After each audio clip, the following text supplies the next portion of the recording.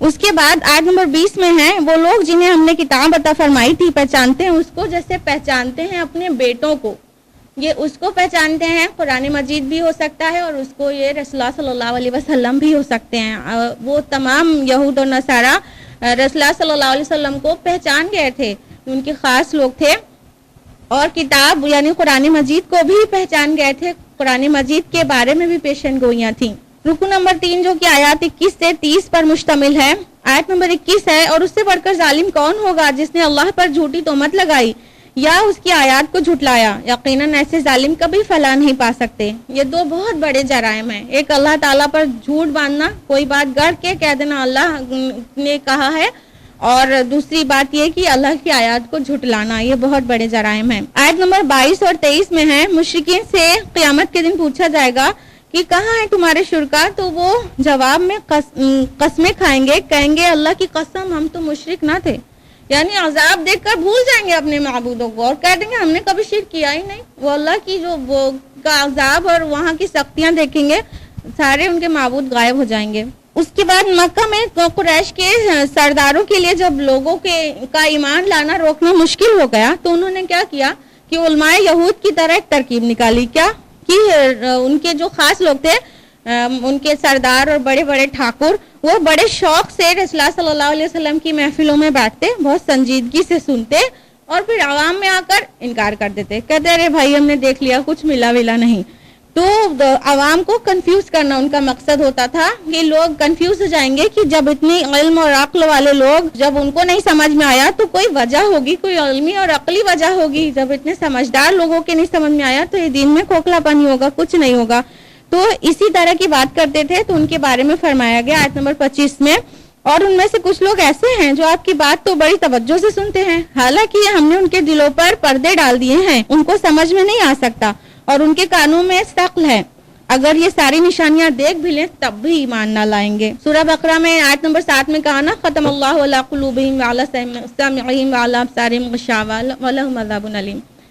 اس کے بعد آیت نمبر 27 میں ہے کہ اے کاش تم دیکھ پاتے جب یہ کھڑے کیے جائیں گے آگ کے کنارے تو کہیں گے ہائے کاش کسی طرح ہم لوٹا دیے جائیں اور ہم اپنے رب کی آیات کو نہیں جھٹلائیں گے اور ہم پکے مومن بن جائیں گے. اس سے ہم لوگوں کو عبرت حاصل کرنا چاہیے کہ اگر ہم ابھی اعمال صالحہ نہیں کریں گے تو ہمارا بھی یہ دن اللہ نہ کرے آ سکتا ہے کہ بس اللہ تعالیٰ سے کہیں گے اللہ پاک ایک بار جانے دیجئے, تو اب وہ دوبارہ تو آنے کو ملے گا نہیں. اللہ تعالیٰ آیت نمبر 28 میں کہتا ہے کہ یہ پھر سے وہی کریں گے, یہ نیرے جھوٹے ہیں. آیت نمبر 29 ہے وَقَالُوا إِنْ هِيَ إِلَّا حَيَاتُنَا الدُّنْيَا وَمَا نَحْنُ بِمَبْعُوثِينَ, اور وہ کہتے ہیں کہ ہمارے لیے جینا نہیں مگر یہی صرف دنیا کا, اور ہمیں دوبارہ نہیں جی کر اٹھنا. اسی چیز کی گواہی آج مسلمان اپنے عمل سے دے رہا ہے. ویسے تو یہ مشرکین کے حوالے سے لکھا ہے, لیکن آج کا جو مسلمان ہے نا وہ بھی اپنے عمل سے یہی دکھا رہا ہے جیسے دنیا ہی سب کچھ ہے, اسے مرنا ہی نہیں ہے اور دوبارہ نہیں اٹھنا ہے. رکو نمبر 4 جو کہ آیات 31 سے 41 پر مشتمل ہے. آیت نمبر 31 میں ہے بڑے گھاٹے میں پڑ گئے وہ لوگ جو اللہ سے ملاقات کے انکاری ہیں. آیت نمبر 32 میں ہے وَمَا الْحَيَاةُ الدُّنْيَا إِلَّا لَعِبٌ وَلَهْوٌ وَلَلدَّارُ الْآخِرَةُ خَيْرٌ لِلَّذِينَ يَتَّقُونَ أَفَلَا تَعْقِلُونَ, کہ یہ دنیا کی زندگی تو تماشا اور کھیل ہے اور جو آخرت کا گھر ہے وہی تقوی والوں کے لیے بہتر ہے. کاش کہ یہ لوگ سمجھتے ہوتے. افلا تعقلون, کیا تمہیں سمجھ نہیں ہے, کیا تم عقل سے کام نہیں لیتے ہو.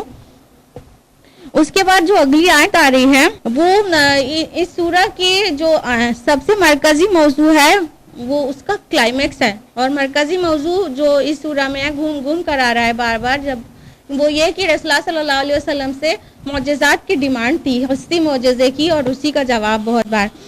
آیت نمبر 33 ہے اے نبی ہمیں خوب معلوم ہے جو کچھ یہ کہہ رہے ہیں اس سے آپ غمگین ہوتے ہیں, لیکن جواب کیا دیا گیا. آیت نمبر 34 ہے یقیناً وہ آپ کو نہیں جھٹلا رہے ہیں بلکہ یہ ظالم تو اللہ کی نشانیوں کا انکار کر رہے ہیں.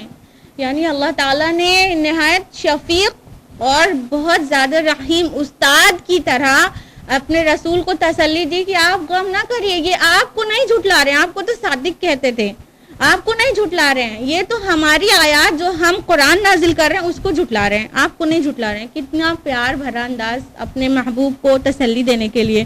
اور دوسرا جواب آیا آیت نمبر 34 میں آپ سے پہلے بہت سے رسولوں کو جھٹلایا گیا تو انہوں نے صبر کیا اس پر جو ان کو جھٹلایا گیا، اور انہیں ایذائیں پہنچائی گئی یہاں تک کہ انہیں ہماری مدد پہنچ گئی، اور اللہ کے کلمات کو کوئی بدلنے والا نہیں۔ دوسرے جواب میں یہ کہا گیا کہ سارے رسولوں کے ساتھ ایسا ہی ہوا ہے، تو آپ کو صبر سے ہی کام لینا پڑے گا، جو بھی پریشانی آپ کو پہنچ رہی ہے، اور ہماری مدد آپ کو پہنچ کر رہے گی، ہمارے جو طریقہ ہے وہ کبھی نہیں بدلتا۔ لیکن آیت نمبر 35 میں بہت تلخ بات ہے، بہت تلخ، اور اگر ان کا اعراض آپ پر شاک گزر رہا ہے تو آپ میں طاقت ہے تو زمین میں کوئی سرنگ لگا لیں یا آسمان میں کوئی سیڑھی لگا لیں تو لے آئیں کوئی نشانی۔ اللہ اکبر! جب یہ آیت نازل ہوئی ہوگی تو رسول اللہ صلی اللہ علیہ وسلم کے اوپر کیا گزری ہوگی۔ اللہ تعالیٰ کہہ رہا ہے کہ ابھی بھی آپ کو بہت کٹھن لگ رہا ہے، یہ ابھی بہت شاک گزر رہا ہے آپ کے اوپر، تو لگا لیجیے آسمان میں سیڑھی، لے آئیے کوئی معجزہ، بنا لیجیے زمین میں کوئی سرنگ، لے آئیے کوئی معجزہ اور دکھا دیجیے ان کے سامنے۔ اتنی بڑی بات اس انداز میں، لیکن مطلب اس سے پتہ چل رہا ہے ہمارا فیصلہ تو اٹل ہے، کوئی حسی معجزات نہیں دکھایا جائے گا۔ لیکن تسلی دی گئی آیت نمبر 36 میں، بات تو وہی قبول کریں گے جو سنتے ہیں، رہے یہ مردے تو اللہ ان کو اٹھا لے گا، پھر وہ اسی کی طرف لوٹائے جائیں گے۔ یعنی اے نبی آپ پریشان مت ہوئیے، یہ آپ کی بات نہیں سن رہے ہیں تو اس لیے کہ یہ مردے ہیں، مردے ان کو تو ہم دیکھ لیں گے، آپ ان کے لیے اتنا مت کوڑیے، آپ اپنے کو ہلاک نہ کریے۔ آیت نمبر 38 ہے، اور نہیں ہے زمین پر چلنے والا کوئی بھی جانور اور نہ کوئی پرندہ جو اپنے دو بازوؤں پر اڑتا ہے، مگر وہ بھی تمہاری طرح کی امتیں ہیں۔ اب دیکھیے قرآن مجید کا نظم دیکھیے گا کہ موضوع کچھ بھی چل رہا ہو، اس میں بیچ بیچ میں اتنی سائنٹیفک آیات آ جاتی ہیں اور بغیر خوبصورتی میں ذرا سی بھی کمی کی ہوئے بلکہ اور چار چاند لگا دیتی ہیں۔ اب یہ کتنی سائنٹیفک آیت ہے کہ ماڈرن سائنس جو ایتھولوجی ہے، اینیمل بیہیویئر میں جو پڑھا جاتا ہے، ایتھولوجی ہمیں ماڈرن بتاتی ہے کہ جو اینیملز ہیں وہ بھی سوشل لائف گزارتے ہیں، ان کے ہاں بھی کیٹیگریز ہیں اور ان کے ہاں بھی نظام ہے، ان کے ہاں لیڈرز ہیں۔ ہنی بی میں دیکھ لیجئے، کوئین ہوتی ہے، ورکرز ہوتے ہیں، وہ کتنے مطلب طریقے پہ وہ لوگ بھی چلتے ہیں، اسی طرح چیٹیوں میں بھی ہوتا ہے۔ تو یہ ساری چیزیں اب پتہ چل رہی ہیں، لیکن قرآن مجید کتنی پہلے سے بتا رہا ہے۔ تو آگے آیت نمبر 38 میں کتنی اچھی طرح سے کہا گیا، اور ہم نے تو اپنی کتاب میں کسی شے کی کوئی کمی نہیں رکھی، پھر یہ اپنے رب کی طرف لوٹائے جائیں گے۔ یعنی ہدایت پانے کے لیے جو بھی طرح کی چیزوں کی ضرورت ہے، سائنٹیفک، فلسفی، جو بھی چیزوں کی ضرورت ہے وہ سب اس کتاب میں موجود ہے الحمدللہ۔ رکو نمبر 5 جو کہ آیات 42 سے 50 پر مشتمل ہے۔ آیت نمبر 42 ہے، اور ہم نے بھیجا ہے بہت سی امتوں کی طرف آپ سے قبل رسولوں کو، اور ہم نے پکڑا انہیں سختیوں میں اور تکلیفوں میں، شاید کہ وہ عاجزی کریں۔ یعنی سختی اور تکلیف آتی ہے تو گڑ گڑانا چاہیے اور پلٹ جانا چاہیے اللہ کی طرف۔ آیت نمبر 43 ہے، تو کیوں نہ ہوا کہ جب ہماری طرف سے کوئی سختی ان پر آتی تو وہ گڑ گڑاتے، لیکن ان کے دل سخت ہو چکے تھے اور شیطان نے مزین کر رکھا تھا ان کے لیے ان کے اعمال جو وہ کر رہے تھے۔ آیت نمبر 50 میں رسولوں کو علم غیب بھی ہو سکتا ہے، اس کی نفی ہے۔ فرمایا اے نبی ان سے کہہ دیجئے کہ میں تم سے یہ نہیں کہتا کہ میرے اختیار میں اللہ کے خزانے ہیں، اور نہ ہی مجھے غیب کا علم حاصل ہے، اور نہ ہی میں یہ کہتا ہوں کہ میں فرشتہ ہوں، بلکہ میں تو صرف اس کی اتباع کر رہا ہوں جو وحی میرے پاس آتی ہے۔ تو اللہ کے رسول کی زبانی کہلوایا جا رہا ہے، آپ کہہ دیجئے مجھے غیب کا علم نہیں ہے۔ تو جو علم اللہ تعالیٰ نے دے دیا نبی اکرم صلی اللہ علیہ وسلم کو وہی تھا۔ رکو نمبر 6 جو کہ آیات 51 سے 55 پر مشتمل ہے۔ آیت نمبر 51 ہے، اور خبردار کر دیجئے اس قرآن کے ذریعے ان لوگوں کو جنہیں واقعتاً کچھ خوف ہے کہ وہ اپنے رب کی طرف اکٹھا کیے جائیں گے۔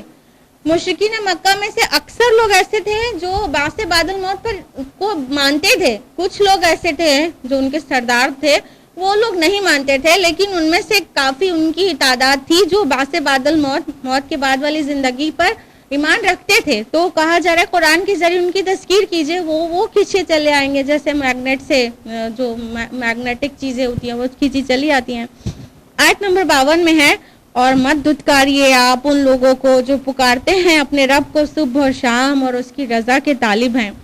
یہ دراصل ایک ایسا معاملہ ہے جو ہر نبی کے ساتھ پیش آیا کہ جب بھی کسی نبی نے دعوت شروع کی تو سب سے پہلے نادار اور بہت مفلس لوگ ہی ایمان لائے، لیکن ان کی قوم کے سردار کیا کہتے کہ یہ تمہارے پاس رہتے ہیں، اسی لیے تو ہم نہیں آتے ہیں, ہم ان کے ساتھ تو نہیں بیٹھنا اٹھنا گوارا کر سکتے ہیں. ان کو اپنے پاس سے ہٹائیے, اپنی جماعت سے ہٹائیے تو ہم آ کر بیٹھ کے آپ کی بات سنیں.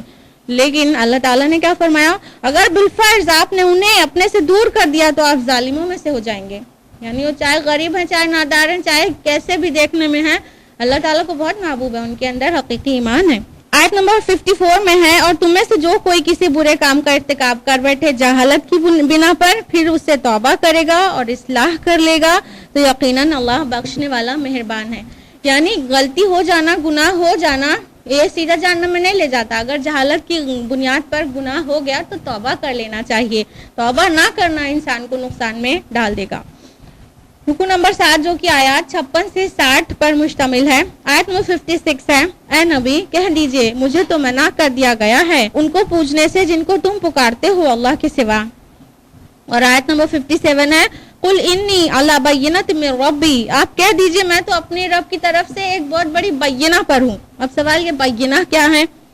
انسان کے لیے بینہ دو چیزوں سے مل کر بنتی ہے, ایک فطرت سلیمہ اور دوسرا وحی الہی. یعنی اللہ تعالیٰ نے فطرت میں یہ ودیت کر دیا ہے کہ کیا خیر اور کیا شر ہے, تو اس کو اپنے اندر سے بھی آواز آتی ہے کیا خیر اور کیا شر ہے. دوسرا جب وحی آ جاتی ہے, کہنے کا مطلب جو ریویلڈ نالج ہے کتابوں کے ذریعے, آسمانی کتابوں کے ذریعے, تو اتمام حجت ہو جاتا ہے کہ اب اندر کی جو آواز ہے وہ وحی سے کافی میچ کرتی ہوئی ہے اور یہ تمام ہو گئی حجت کہ اب حق اور باطل واضح ہو گیا. تو اللہ کے رسول سے کہلوایا جا رہا ہے آپ کہہ دیجئے میں بینہ پر ہوں, ایک واضح دلیل پر ہوں, اور میں اندھیرے میں ٹامک ٹوئیاں نہیں کر رہا ہوں بلکہ اپنے رب کی طرف سے ایسی بینہ پر ہوں کہ اس کی باطنی حقیقت بھی مجھ پر منکشف ہو گئی ہے, تو حق کی طرف بلا رہا ہوں, علی وجہ البصیرت, ایسے ہی نہیں بلا رہا ہوں. آیت نمبر 57 اور 58 میں ہے کہ جس عذاب کی وہ جلدی کر رہے تھے ان کے لیے کہہ دیجئے کہ وہ میرے اختیار میں نہیں ہے. یعنی تم اگر ہم غلط ہیں, غلطی پر ہیں, تو کوئی عذاب کیوں نہیں آ جاتا. آیت نمبر 59 سے 60 میں ہے اللہ تعالیٰ کے لامحدود علم کا بیان. اس کے بعد رکو نمبر 8 جو کہ آیات 61 سے 70 پر بیسڈ ہے. آیت نمبر 61 ہے, اور وہ اپنے بندوں پر پوری طرح غالب ہے اور وہ تم پر نگہبان بھیجتا رہتا ہے. یعنی اللہ تعالیٰ نے بہت سارے حفاظتی فرشتے ہمارے لیے تعینات کر رکھے ہیں الحمدللہ. آیت نمبر 63 ہے, ان سے پوچھیے کون نجات دیتا ہے تمہیں خشکی میں اور سمندر کے اندھیروں میں جبکہ تم اسی کو پکارتے ہو بہت گڑ گڑاتے ہوئے اور چپکے چپکے, اور کہتے ہو اگر اللہ نے ہمیں بچا دیا تو ہم شکر گزار بن جائیں گے. لیکن آیت نمبر 64 میں ہے, کہیے اللہ ہی نجات دیتا ہے تمہیں اس سے اور ہر تکلیف سے, پھر تم شرک کرنے لگتے ہو. یعنی جب زیادہ بڑی والی مصیبت میں آتا ہے تو ایک اللہ کو ہر انسان پکارتا ہے, ایک اللہ, پھر دیوی دیوتا نہیں یاد رہتے ہیں, پھر پیر مرشد نہیں یاد رہتے ہیں, پھر حقیقی معبود یاد رہتا ہے, اور جب اللہ تعالیٰ ان کی سن لیتا ہے, انہیں آسانیوں میں لا دیتا ہے, تو جاتے ہیں چڑھاوا کہیں اور چڑھا کے آ جاتے ہیں. آیت نمبر 68 ہے, اور جب تم دیکھو لوگوں کو کہ وہ ہماری آیات میں مین میخ نکال رہے ہیں تو ان سے کنارہ کش ہو جاؤ یہاں تک کہ وہ کسی اور بات میں لگ جائیں. یعنی جو لوگ آیات میں کو ریڈ کریں اور عیب نکالیں ان کے ساتھ نہیں بیٹھنا چاہیے. آیت نمبر 70 ہے, اور ان کو دھوکے میں مبتلا کر دیا دنیا کی زندگی نے, اور آپ تذکیر کیجئے اسی قرآن کے ذریعے, پھر اس کے لیے نہیں ہوگا اللہ کے مقابلے میں کوئی کارساز اور نہ سفارشی. اب دیکھیے سفارش کا بالکل دو ٹک انکار کر دیا گیا ہے, اور یہ دوسری بار ہے اس سورہ میں, آیت نمبر 51 میں بھی تھا. اس کے بعد رکو نمبر 9 ہے جو کہ آیات 71 سے 82 پہ بیسڈ ہے. آیت نمبر 71 میں ان سے کہیے کیا ہم پکارے اللہ کو چھوڑ کر ایسی چیزوں کو نہ ہمیں نفع پہنچا سکتی ہو نہ نقصان, اور ہم ایڑیوں کے بل لوٹا دیے جائیں اس کے بعد کہ اللہ نے ہمیں ہدایت دے دی ہے, اس شخص کی مانند جسے شیاطین نے بیابان میں بھٹکتا اور حیران اور سرگردہ چھوڑ دیا ہے, اس کے ساتھی اسے سیدھے راستے کی طرف بلا رہے ہوں, آؤ ہماری طرف. اس آیت میں غور کرنے والی کیا بات ہے کہ اجتماعی زندگی کی برکت اور انفرادی زندگی کی قباحت کا بیان ہے کہ اگر کوئی بھٹک رہا ہے, اگر وہ اجتماعی زندگی جی رہا تھا تو اس کے اپنے کم سے کم اسے راہ راست پہ لانے کے لیے پکاریں گے, تو منع تو کریں گے, غلطی پہ جانے سے روکیں گے. تو اجتماعی زندگی میں رہنے سے انسان کتنا غلطی سے بچنے کی چانسز رہتے ہیں کہ کوئی اپنا ہوگا اسے بلائے گا غلطی سے حق کی طرف. لیکن اگر انسان اکیلا ہے اور کوئی مشکل میں ہے یا تردد میں ہے تو پھر حق کی طرف بلانے والا کوئی نہیں ہوتا. تو اس لیے اجتماعی زندگی کی اسلام میں بہت اہمیت ہے. آیت نمبر 75 ہے, اور اسی طرح ہم ابراہیم کو دکھاتے رہے آسمان اور زمین کے ملکوت. یہاں ملکوت سے کیا مراد ہے؟ نظام کائنات، یعنی کائنات میں جو چیز چل رہی ہے جس طریقے سے، گویا وہ ایک یونیورسل گورنمنٹ ہے اور اس پر اللہ کے مقرر کردہ کارندے ہیں جو اسے چلا رہے ہیں۔ ابراہیم علیہ السلام کو ایکسٹرا آرڈینری طرح سے اس کا مظاہرہ کرایا گیا تھا۔ آیت نمبر 76 سے 80 کے درمیان میں ابراہیم علیہ السلام کا واقعہ ہے، جو انہوں نے اپنی قوم کو حجت کے طور پر کہا تھا کہ انہوں نے پہلے ستارے کو دیکھا تو کہا یہ میرا رب ہے، اور پھر وہ غروب ہو گیا، پھر چاند کو دیکھا تو کہا یہ بڑا ہے، یہ میرا رب ہے، اور پھر جب وہ بھی غائب ہو گیا تو کہا میں غائب ہونے والے کو پسند نہیں کرتا، پھر سورج کو دیکھا تو کہا یہ رب ہے، یہ سب سے بڑا ہے، پھر جب وہ بھی ڈوب گیا تو کہا کہ نہیں یہ میرا رب نہیں ہے، اور میں تو رب تو وہ ہے جو ان سب کو چلانے والا ہے۔ تو گویا ابراہیم علیہ السلام نے ایسی بات جو کہی تھی وہ اپنی قوم کے لیے کہی تھی، ان پر حجت کرنے کے لیے، تاکہ انہیں حکمت سے سمجھایا جا سکے، نہ کہ ابراہیم علیہ السلام نے نعوذ باللہ کبھی شرک کیا تھا، کیونکہ انبیاء شرک سے مبرہ ہیں، یہاں تک کہ صدیقین کی تو شان یہ ہے کہ وہ شرک نہیں کرتے، تو انبیاء سے کیسے ہو سکتا ہے؟ عمر کے کسی بھی دور میں شرک انبیاء سے نہیں ہوتا۔ نمبر 10 جو کہ آیت نمبر 83 سے 90 پر بیسڈ ہے، آیت نمبر 83 میں اس کی وضاحت ہے، اور یہ ہماری وہ حجت تھی جو ہم نے ابراہیم کو عطا کی تھی اس کی قوم کے خلاف۔ اس کو توریہ کہتے ہیں، یعنی جھوٹ بولے بغیر مخاطب کو مغالطے میں مبتلا کر دینا۔ آیت نمبر 84 میں ہے، اور ہم نے ابراہیم علیہ السلام کو عطا کیا اسحاق اور یعقوب، اور ان کو ہم نے ہدایت دی، اور اس کے بعد ابراہیم علیہ السلام سمیت 18 انبیاء کے اسماء کا ذکر ہے، اور بہت ہی خوبصورتی سے یہاں پر 18 نبیوں کا نام آیا ہے، اور ایسا مقام قرآن مجید میں صرف ایک جگہ اور ہے، سورہ انبیاء میں بس۔ اور ان جلیل القدر انبیاء کے ذکر کے بعد 2 باتیں ارشاد ہوئی ہیں، اور وہ یہ، پہلی بات یہ جو آیت نمبر 88 میں ہے، اگر بالفرض وہ بھی شرک کرتے تو ان کے تمام اعمال ضائع ہو جاتے، اور دوسری بات کہی گئی آیت نمبر 90 میں کہ یہی وہ لوگ ہیں جن کو ہم نے ہدایت دی تھی، تو آپ بھی ان کی ہدایت کی پیروی کیجیے۔ یعنی پہلی بات یہ کہ شرک اتنا تباہ کن ہے کہ اتنے جلیل القدر انبیاء سے اگر ہو جاتا تو وہ ان کے بھی تمام اعمال غارت ہو جاتے، اور دوسری بات یہ کہ جو بھی مصائب ان کے اوپر پڑے ہیں وہ صبر استقامت سے وہ جھیل چکے ہیں، تو اے محمد صلی اللہ علیہ وسلم اور آپ کے ساتھیوں کو بھی وہ استقامت سے جھیلنا ہوگا۔ رکو نمبر 11 جو کہ آیات 91 سے 94 پر مشتمل ہے، آیت نمبر 91 ہے، اور انہوں نے ہرگز اللہ کی قدر نہ پہچانی جیسا اس کا حق تھا، جب انہوں نے کہا کہ نہیں اتاری ہے اللہ نے کسی بھی انسان پر کوئی چیز۔ اصل میں یہ کیا بات تھی کہ اہل مکہ جب نہیں کنفیوز ہو رہے تھے، انفیکٹ وہ ہٹ درمی پہ آمادہ تھے، انہوں نے یہود سے رائے لی کہ یہ جو محمد پیش کر رہے ہیں صلی اللہ علیہ وسلم اس کی کیا حقیقت ہے، تو یہود نے جو ہے حسد میں کہہ دیا اللہ نے کوئی چیز نہیں اتاری، تو پھر ڈائریکٹ یہود سے خطاب ہو گیا مکی سورہ میں کہ آپ پوچھئے پھر کس نے اتاری وہ کتاب جو موسیٰ لے کر آئے تھے، جو خود نور تھی اور لوگوں کے لیے ہدایت بھی تھی۔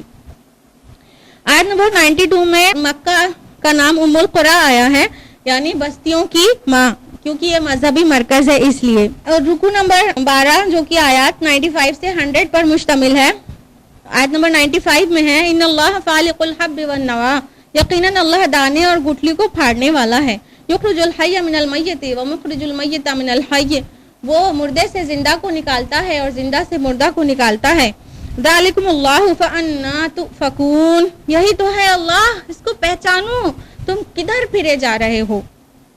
پھر اللہ تعالیٰ نے اپنی اور نشانیاں بیان کی، آیت نمبر 96 97 میں دن رات چاند سورج ستارے اور بہت ساری نشانیاں بیان کی۔ آیت نمبر 98 میں پیدائش کے متعلق بہت ساری نشانیاں بیان کی۔ آیت نمبر 99 میں بارش اور ہمارے رزق کے متعلق بہت ساری نشانیوں کا بیان ہے۔ پھر ساری نشانیوں پر غور و فکر کرنے کی دعوت دینے کے بعد فرمایا آیت نمبر 100 میں، اور انہوں نے اللہ کا شریک ٹھہرا لیا جنات کو، حالانکہ اسی نے ان کو پیدا کیا۔ یعنی یہ جتنی چیزیں اللہ نے عطا کی ہے اس کا حق تھا کہ اسے پہچان جاتے اور توحید پرست ہو جاتے۔ رکو نمبر 13 جو کہ آیت نمبر 101 سے 110 تک ہے، آیت نمبر 101 ہے، بدیع السماوات والارض، وہ عدم سے وجود میں لانے والا ہے آسمانوں اور زمین کو، اور اس کی اولاد کیسے ہو سکتی ہے جبکہ اس کی کوئی بیوی نہیں، اس نے تو ہر چیز کو پیدا کیا ہے اور ہر چیز کا علم رکھتا ہے۔ آیت نمبر 102 میں ہے ذالکم اللہ ربکم، یہی تو ہے اللہ تمہارا رب، لا الہ الا ہو، اس کے علاوہ کوئی بھی الہ نہیں ہے، خالق کل شیء فاعبدوہ، پیدا کرنے والا ہر چیز کا، پس تم اس کی عبادت کرو، وہو علی کل شیء وکیل، اور وہ ہر چیز کا کارساز ہے۔ اللہ اپنی بات خود بیان کر رہا ہے تاکہ بندہ پہچان جائے۔ آیت نمبر 103 میں ہے اسے نگاہیں نہیں پا سکتی جبکہ وہ نگاہوں کو پا لیتا ہے۔ اللہ تعالیٰ کی ذات اتنی لطیف ہے کہ ہمارے دنیا میں جو آنکھیں دی گئی ہیں اس سے ہرگز نہیں دیکھنا ممکن ہے، یہاں تک کہ رسول اللہ صلی اللہ علیہ وسلم نے معراج میں بھی اللہ سبحانہ تعالیٰ کو سامنے دیکھا نہیں تھا۔ آیت نمبر 108 میں ایک حکمت کی بات بیان کی گئی ہے جو ہم سبھی کو پتہ ہونی چاہیے، اور مت گالیاں دو ان کو جنہیں پکارتے ہیں یہ اللہ کے سوا، تو وہ گالی دینے لگیں گے زیادتی کرتے ہوئے بغیر سوچے سمجھے اللہ تعالیٰ کو، یعنی جو بھی اللہ کے علاوہ دوسروں کی عبادت کر رہے ہیں ان کے معبودوں کو برا بھلا نہیں کہنا چاہیے، چاہے بت پرست ہی کیوں نہ، ان کے بتوں کو بھی برا نہیں کہنا چاہیے، کیونکہ اگر ہم بتوں کو برا کہیں گے تو وہ ہمارے معبود حقیقی اللہ کو برا کہیں گے، یہ تو اللہ کے شان کے بالکل بھی شایع نشان نہیں ہے۔ آیت نمبر 109 میں فرمایا کہ پھر معجزہ دکھانے کی جو ڈیمانڈ تھی اس کا ذکر ہے کہ معجزے لے کے آؤ اہل مکہ کی طرف سے، تو اس کا جواب جو دیا جا رہا ہے وہ یہ ہے، کہہ دیجئے نشانیاں تو سب کی سب اللہ کے اختیار میں ہیں۔ اس کے ساتھ ہی اللہ کے فضل و کرم سے پارہ نمبر 7 مکمل ہوا، الحمدللہ ثم الحمدللہ۔ آج کے لیے اتنا ہی۔ اللہ سبحانہ و تعالی ہم سب کو قرآن مجید کے ذریعے ہماری زندگیوں کو سنوار دے اور ہمیں صراط مستقیم پر چلا دے، آمین۔ وآخر دعوانا الحمدللہ رب العالمین، والسلام علیکم ورحمۃ اللہ وبرکاتہ۔